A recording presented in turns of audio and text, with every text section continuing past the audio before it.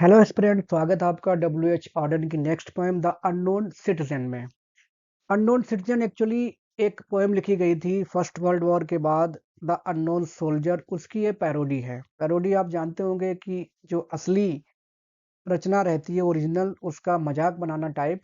Unknown soldier लिखी गई थी बिली रोज के द्वारा, उसकी ये पैरोडी है और एक सैटारिकल पोएम है। पब्लिश हुई थी ये पोएम 1939 में द लिसनर में, और later it was published in his collected shorter poems 1950 में, बट फर्स्ट पब्लिकेशन इसका हुआ था 1939 में। इस तरह से इस पोएम में बताने की कोशिश उन्होंने की है कि कैसे जो सिस्टम है, गवर्नमेंट है, वो कैसे हमारी ज़िंदगी पर तमाम तरह के प्रेशर्स रखती है। इकोनॉमिकल, कमर्शियल, आइडियोलॉजिकल, बहुत सारी चीज़ों के प्रेशर में हम रहते हैं। और हमारा पूरा डेटा सरकार के पास आजकल जैसे आधार है या तमाम जो सरकारी योजनाएं हैं, आजकल आपकी लाइफ प्राइवेट नहीं बची है। कहने के लिए अननोन है, लेकिन अननोन नहीं है, पूरी तरह से पब्लिक हो चुका है वो। एक सैटारिकल टाइटल ही इसका सैटारिकल है।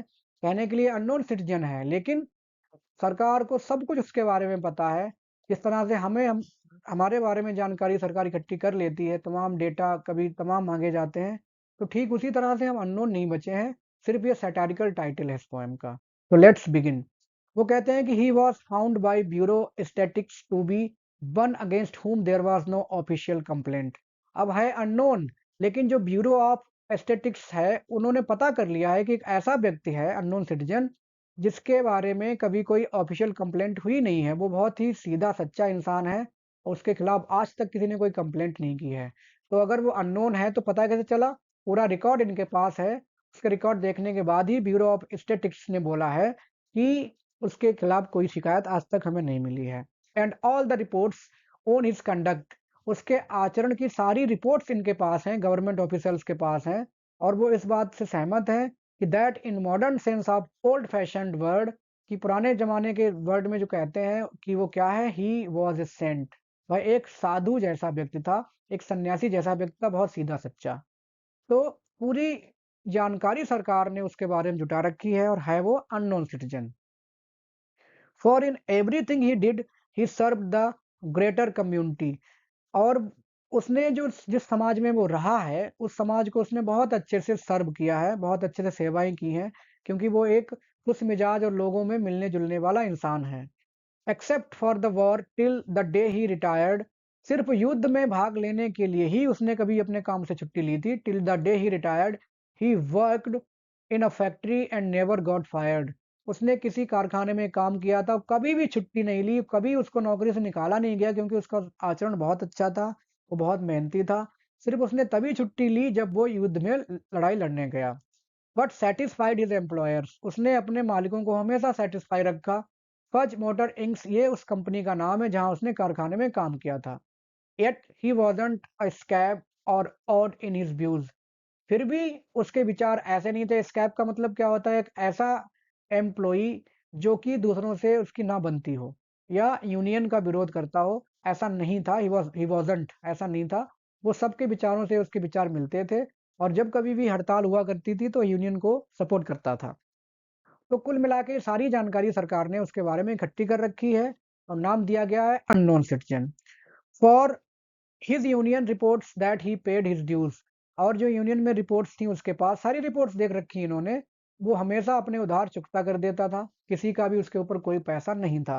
R report on his union shows it was sound, और हमारी जो रिपोर्ट है, सरकार कह रही है कि हमें यूनियन से जो रिपोर्ट मिली, तो वो एकदम उसके बारे में शुद्ध रूप से बताती है कि yes, that report was good on his conduct. And our social psychology workers, जो सोशल साइकोलॉजी के वर्कर्स हैं, उन्होंने भी पाया कि that he was popular with his mates and liked a drink. वो बहुत ही ज़्यादा प्रसिद्ध है अपने दोस्तों में, हिज मेट्स, और ड्रिंक भी कर लेता है, क्योंकि जब कभी पार्टी शार्टी होती है तो उसमें मिलता है जाके। ऐसा नहीं है कि पार्टी से भी दूर भागने वाला व्यक्ति हो, पार्टियां भी कर लेता है। वो एक सोशल क्रीचर है, हर तरह के माहौल में वो मिल जाता है। The press are convinced that he bought a paper every day, press से भी इन्होंने जानकारी ले ली है कि हर दिन वो न्यूज़पेपर पढ़ता है, खरीदता था, पढ़ता था उसको। And his reactions to advertisements were normal in every way, और जो एडवर्टाइजमेंट रहते हैं न्यूज़पेपर में, उनके प्रति उसके जो विचार थे, रिएक्शंस थे, वो बाकी लोगों की तरह ही नॉर्मल थे। कुछ अलग झूठा या कुछ हाइपरबोलिक या कुछ नेगेटिव नहीं बोलता था किसी भी एडवर्टाइजमेंट के बारे में। Policies taken out in his name, अब यहाँ तक कि इन्होंने ये भी पता कर लिया है गवर्नमेंट ऑफिशियल्स ने कि उसने पॉलिसी भी ली हुई है और वो इस बात की सबूत करती है कि ही वाज़ फुली इंश्योर्ड। इस बात का सबूत है कि वह फुली इंश्योर्ड था, इंश्योरेंस उसने ले रखा था। And his health card shows he was once in hospital but left it cured, और उसका हेल्थ कार्ड भी चेक कर लिया है कि वो सिर्फ़ अभी तक या अपनी ज़िंदगी में सिर्फ़ एक बार हॉस्पिटलाइज़्ड हुआ, लेकिन बहुत ही जल्दी क्योर होने के बाद, ठीक होने के बाद चला गया।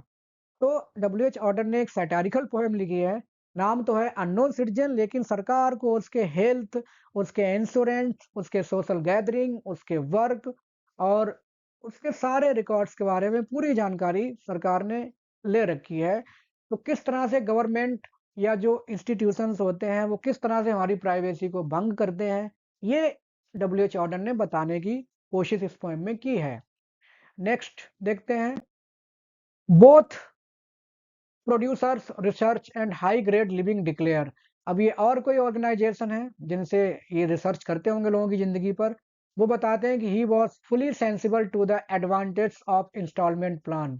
जो पॉलिसी उसने ली हुई थी इंस्टॉलमेंट वाली, तो ये सब लोग अच्छे से जानते थे कि उसने जो पॉलिसी ली है उसको जानकारी है, मतलब he is aware of his insurance and had everything necessary to the modern man. और आजकल का जो आदमी है, जो कि सरकार के सिस्टम के हाथ में कठपुतली बन के रह रहा है, तो उस हिसाब से उस इंसान के पास सब कुछ था, जो एक मॉडर्न इंसान के पास होना चाहिए। क्या-क्या?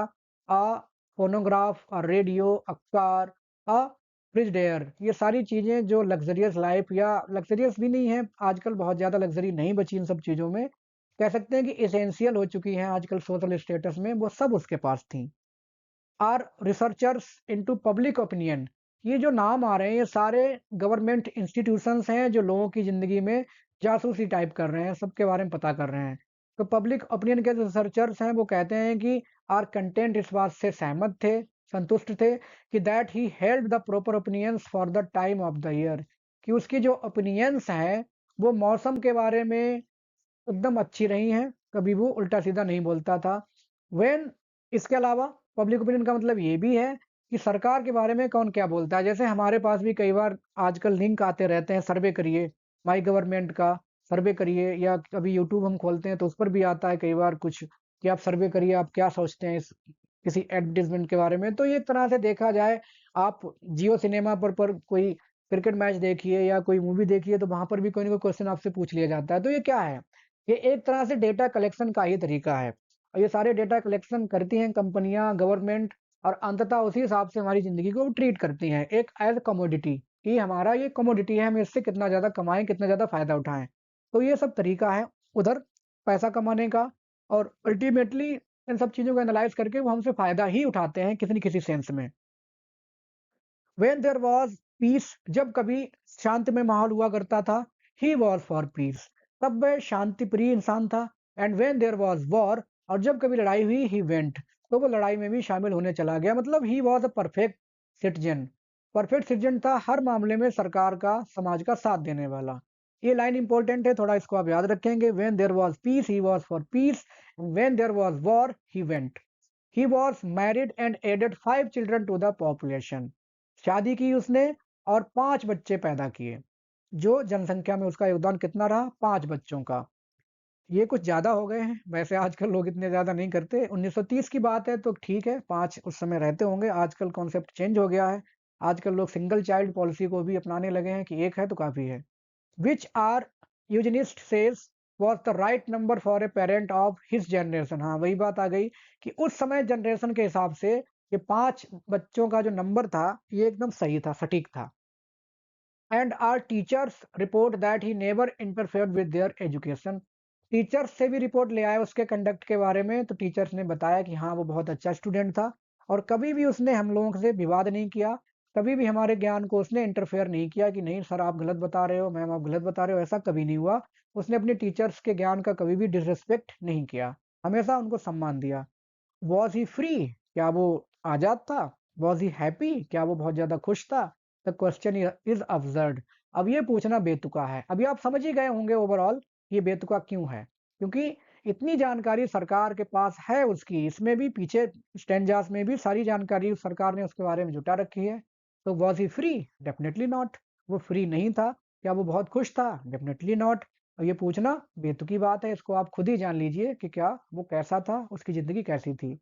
Had anything been wrong? क्या कुछ गलत हुआ है उसके साथ? बताओ आप, क्या कुछ गलत हुआ है? We should certainly have heard.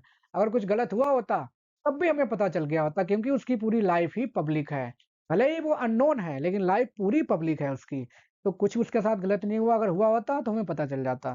तो कहने का मतलब यह है कि जो प्राइवेसी है आजकल की हमारी, है तो बहुत पहले की पोएम लिखी हुई है लेकिन एकदम सटीक बैठ रही है आजकल कि वी आर नॉट प्राइवेट।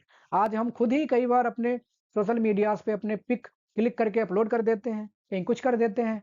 तो धीरे-धीरे वो बहुत ज़्यादा होता जा रहा है और कुछ आज साइबर क्राइम्स बढ़ गए हैं कि लोग बहुत ज़्यादा फ़ायदा उठाने लगे हैं हमारे डेटा का। तो ये सब कहीं न कहीं उस पोएम का बहुत ही आज के हिसाब से बहुत ज़्यादा रेलेवेंट पोएम है।